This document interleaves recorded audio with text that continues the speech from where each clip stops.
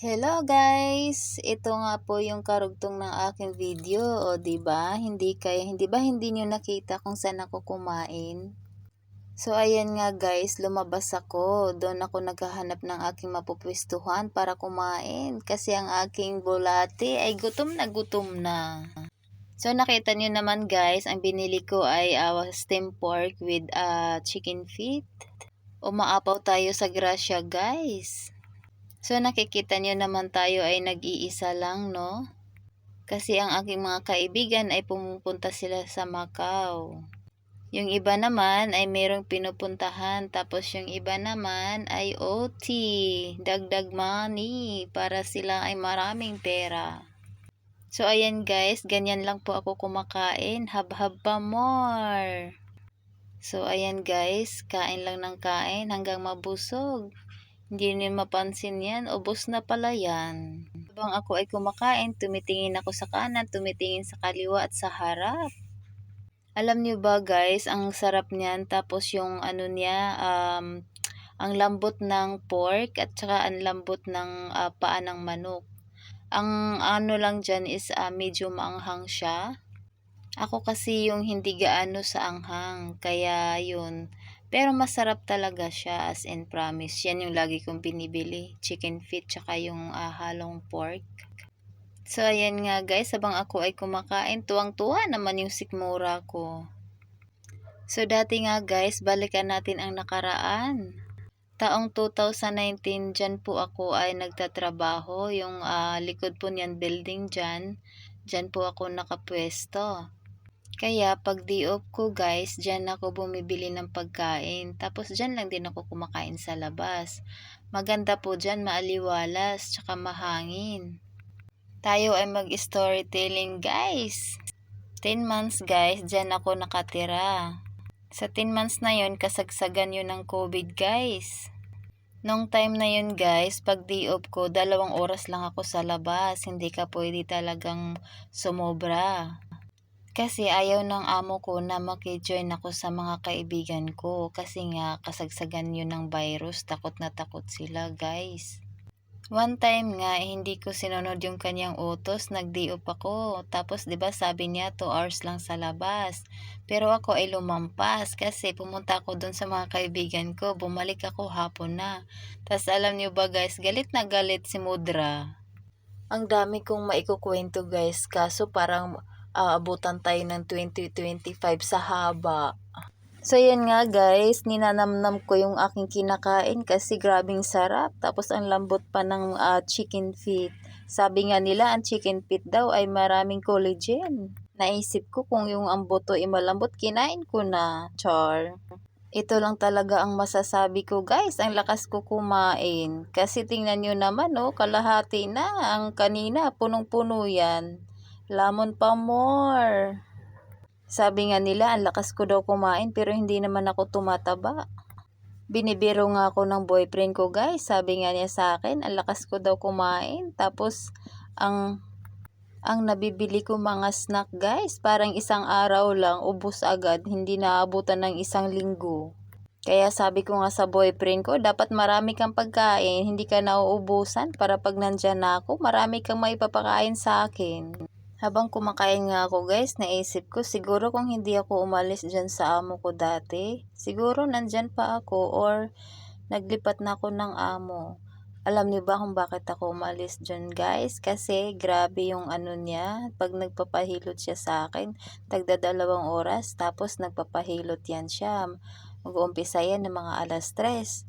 Tapos matatapos hapon na, tapos syempre yung kamay mo pagod na pagod yan. Tapos pagka tapos mong magmasad sa kanyang buong katawan, maghuhugas ka ng kamay, tapos ano ka pa, magluluto, magsasaing ka ng kanin. So yung kamay mo pagod na pagod, tapos nababasa siya, tapos kinaumagahan, pag nakatulog na ako sa gabi, tapos kinaumagahan yung kamay ko guys, nag-ano siya, yung na namamanhid, sobrang manhid talaga.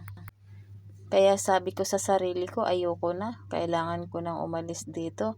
Pero ang paalam ko sa kanya guys, umuwi ako ng probinsya. So ayan guys, tapos na nga akong kumain. Nagpupunas na si Inday sa kamay. Si auntie pala. So ayan guys, pagkatapos ko naman kumain, inaayos ko naman yung buhok ko. Meron pala akong nabiling mga maliliit na ipit. Kaso puro itim siya. Ayan siya guys. Naisip ko naman itali-tali ko yung mga buhok ko para naman magmukha akong bata. So ayan nga, tinatali-tali ko nga yung buhok ko. Tapos may lumapit sa akin. Binibintahan ako guys. Tapos ang mamahal pa ng binta niya, isang piraso, 30. Parang may nakasulat dun sa papel, 30 yung isang piraso. Kaya sabi ko, ayoko, salamat po. So ayan guys, minikos-mikos ko na nga yung buhok ko, tinali-tali ko na. Di ko alam kung anong resulta niyan, kung magmukha ba talaga akong bata. So ayan guys, habang tinatali-tali ko naman yung buhok ko, syempre walang magawa, nagpapa-cute-cute naman ako sa camera. Alam nyo ba guys, yung aking buhok ay simula nung 2020 hanggang 2022. 2022 ang aking buhok ay parang lalaki. Kaya sabi ng anak ko, sabi niya magpahaba daw ako ng buhok kasi mukha daw akong lalaki. Alam nyo kasi pag maiksi ang buhok, parang ang gaan ng ulo. Tapos feeling ko ang ganda-ganda ko pag maiksi yung buhok ko, char. So ayan guys, hinarap ko nga yung camera sa mukha ko para naman makita ko kung anong resulta. So ayan, tinali ko muna yung sa kabila. Tapos ayan, inumpisahan ko na yung sa kabila. Inuna ko yung sa taas. So ayan guys, ano ko yung resulta niyan? Magmukha ba talaga akong bata niyan? So ayan, sa pangalawa namang tali, hindi ko talaga siya lubos maisip. Sabi ko sa sarili ko, bakit naman gusto kong magmukhang bata? Kasi ang mukha ko naman ay matanda na. So ayan guys, natali ko na yung pangalawang tali. So feeling ko naman bumabata. Char. So ayan, inumpisahan ko na naman yung sa baba, sa pangatlong tali, no? So ayan siya. Oh, 'di ba? Bongga, bonggisious. First time kong magtali-tali ng ganyan, guys. Feeling ko naman nagmumukha akong teenager, char. Huwag niyo na akong ibasgas ha. Huwag niyo na akong ibas-bas-bas guys ha, kasi minsan lang yan magaganyan si auntie. So ayan nga guys, tapos na yung kabila. So ano ba tingin niyo guys, nagmukha ba akong teenager? Char. So ayan guys, inayos-ayos ko yung camera. Sabi ko, ano ba to? Bakit ayaw maayos? So ayan siya. Kasi natanggal kasi yung holding niya. So inayos-ayos ko siya paglagay, binalik ko. Tapos yung holding niya, yung tinupi-tupi ko para maayos talaga, hindi magalaw-galaw. So ayan, bininat-binat ko guys. Kasi nakita ko lang din yan yung ganyang tali. Hindi ko ginamit yung yung rubber guys kasi iniisip ko isahang gamit lang yun. Meron kasi ako nung dumaan kasi ako sa Yunlong, meron nagtitinda doon sa gilid, tapos yun nga yung maliliit na ganyan, yung hindi yung parang siya yung parang tela yan siya, hindi yung rubber. Inisip ko kasi yung rubber guys, lang yun, yung isahang gamitan lang. Ito kasi pang matagalang gamit siya, tsaka maganda. Kasi maliliit lang, parang pero mas maliit yung rubber talaga. Ito naman hindi ganoon pero okay na rin siya guys. Pang matagalan na gamit, hindi pang isahan lang ang rubber kasi pag nagamit na isang beses, tapos minsan loss na, tapos minsan pag tinanggal mo mawawarak. Kaya yan ang binili ko. Common sense daw guys, common sense. Para magamit sa susunod. So ayan guys, minikos-mikos ko naman yung buhok ko. Alam niyo ba nung umpisa, tinanong ko sa sarili ko, ano ba yung mikos-mikos na yan? Hindi ko alam.